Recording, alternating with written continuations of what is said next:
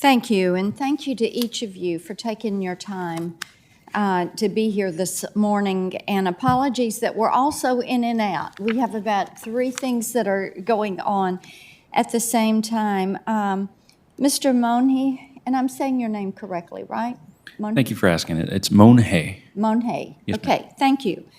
I appreciate the time on the phone, and I will tell you we were a little surprised to see, day of notice, that the acting director over at the Highway Administration was going to Memphis today on the bridge. There was no notice, no prior notice to our offices, no way to get individuals. There's no list of who is being met with, what the assessment is going to contain. So we're a little bit frustrated with this process. I'm certain that you can appreciate that.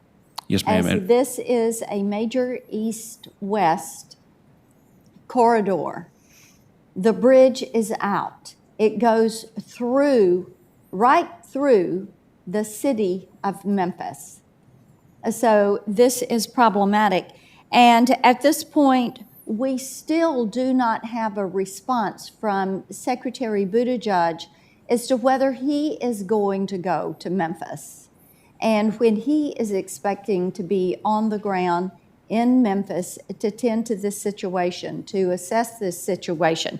So I hope that you understand that there is frustration. Do we know when the Secretary is going? You and I had discussed that earlier this week. I don't know that personally, but we'll get back to you as soon as possible. I can tell you that our as you mentioned, our highways administrator, the acting administrator, is there today, meeting right now with Tennessee and Arkansas state leaders. We've been in contact with them daily, worked with the Coast Guard to reopen the river, which is a critical way to get supplies up and down the chain. Worked very quickly with the Tennessee Department of Transportation to, I believe they let a contract on Friday, awarded it on Monday. We were able to expedite that. They did that on Monday. Yes, that ma'am. is correct. Yeah.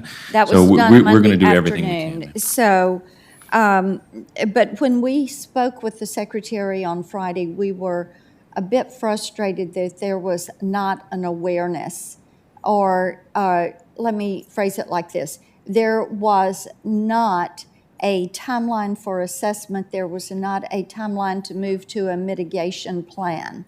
And we're continuing to try to work in partnership with Arkansas and Tennessee and with the local and state officials.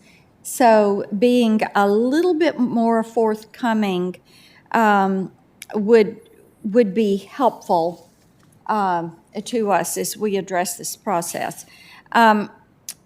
Let me go to a question for you on the motor coach industry. We talked about this a little bit also. There are numerous issues with the search funding portal through Treasury. So if you would address how DOT is working with Treasury to ensure these funds get out the door as quickly as possible, and what you're doing about those search funds. Yes, ma'am. And if I can go back to the previous topic, just to thank you for your leadership in pushing all the state and federal leaders to address the situation quickly. On the search program, very glad that our team was able to work with the Department of the Treasury to help them structure the program. Treasury is very good at putting out money, but they are not familiar with the bus and other operators that are the intended recipients of that program. I'm very glad that the notice went out on the 6th of May, and we stand ready and are actually providing staff to help judge and adjudicate the applicants that come in, to make sure that we can get that assistance that Congress put out as quickly as possible and as fairly as possible. Okay, thank you. Dr. Spinrad, Oak Ridge National Labs, and thank you for your time to talk. You know, they've been providing a supercomputing platform and some expertise for NOAA scientists, and we talked about the algorithmic utilization for predicting storms. The NCRC is defining the leading edge of computer modeling, dealing with weather and with global climate simulations. So I'd like for you to talk for the record a little bit about how you see that collaboration between DOE and NOAA progressing as we use the computer-based modeling. Thank you, Senator. This is a critical component of how our nation moves forward. That is to say, the ability to use high-performance computing to develop improved models of weather and climate.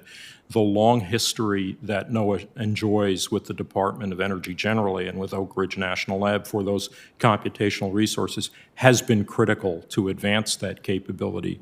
My own personal sense is that the weather and climate modeling community is always chasing more and more powerful computational resources. If confirmed, I can assure you that I will look into how the rich history that NOAA has enjoyed with DOE Oak Ridge is pursuable in the future to see if there's even more power that we can put into this critical national problem associated with addressing predictions and projections of climate and weather. Thank you for that. And as we discussed, we are really grateful that Oak Ridge is in Tennessee, and really all Tennesseans hold a sense of pride for the work that the scientists are doing there at Oak Ridge, whether it is with nuclear power, whether it is with the algorithmic modeling, whether it is with medical isotopes. Some of the work that they are doing there is going to benefit everyone in this country, and we are grateful for good, smart minds that know how to put that to good use. Thank you. Thank you, Mr. Chairman. Thank you, Senator Blackburn. Senator Rosen.